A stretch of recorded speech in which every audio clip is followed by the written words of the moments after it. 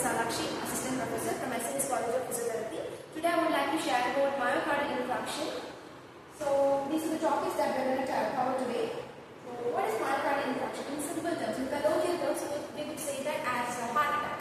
So coming to the definition, because what is the definition of myocardial infarction is nothing but in simply saying, so that is the blood vessel and that is going across the blood vessel. So always there will be a supply and a demand in the blood vessel. So whenever the demand is not satisfied by the supply of blood supply, then happens a myocardial infarction. In simply saying, whenever there is a reduced blood flow in the coronary artery, that could be caused because of atherosclerosis or plaque or thrombus or embolus. It is said to be as myocardial infarction. That is the definition of myocardial infarction. And coming to the types, there are 3 types of myocardial infarction. So depending upon the region, that is the anatomical region in which the myocardial infarction happens, it is further divided into 5 types, that is anterior, posterior, lateral, septal and circumferential. Whereas according to the thickness of the ventricular, sorry, this is anatomical region and this is depending upon the thickness of the ventricular wall, it is further divided into transmural and laminar. And coming to the age, so whether it is newly formed or advanced, it is further divided into 2 types, that is new one and the advanced one. Yes. Coming to etiology, it is further divided into modifiable and non-modifiable. Coming to the modifiable risk factors, that includes obesity, lifestyle and smoking, alcohol, all these comes under modifiable risk factors. Whereas, as well as hypertension, diabetes also.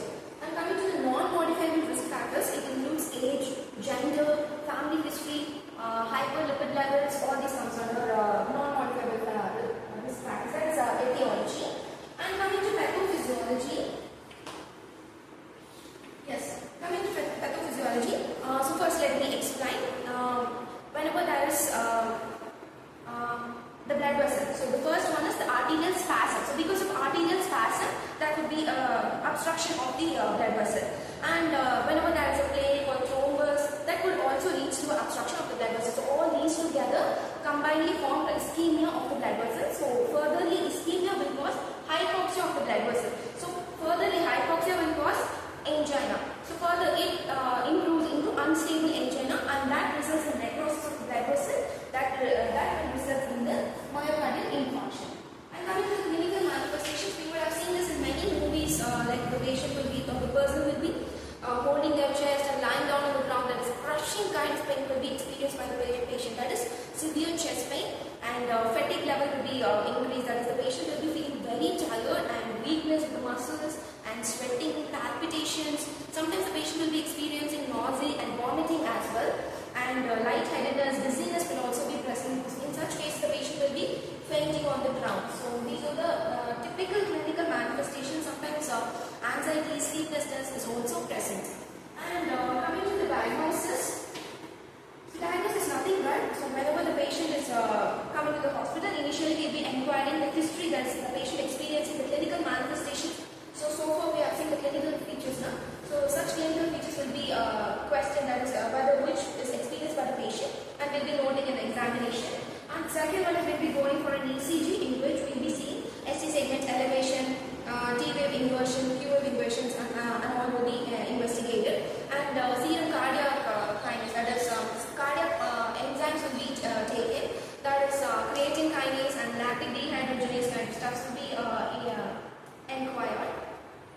And furtherly, X-rays will also be taken in case of any cardiomegaly ruling out will be happen. Yeah. In some other cases, we'll be opting for CT and MRI and PET as well. And coming to the management. So once we are concluding that the patient is experiencing MI, we'll be coming to the management. So management is further divided into pharmacological management and non-pharmacological management. That is, in pharmacological management, we'll be giving thrombolytic agents, anticoagulants, blood thinners and lipid-lowering drugs. And furtherly, we'll be treating hypertension and diabetes as well. So since it is the cause of MI, we'll be treating that as well. And analgesic, anti-ulcer drugs and antidepressants will also be given to the patients. And coming to non-pharmacological treatment, so we'll be working on modifiable risk factors we have told before. That is counseling,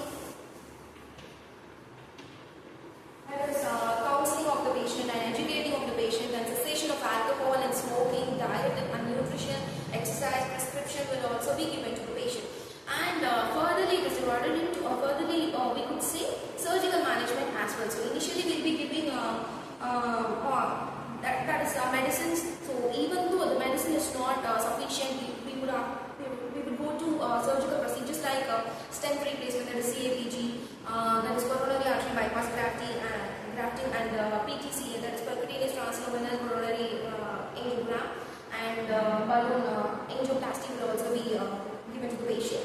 And furtherly, I'm going to write something.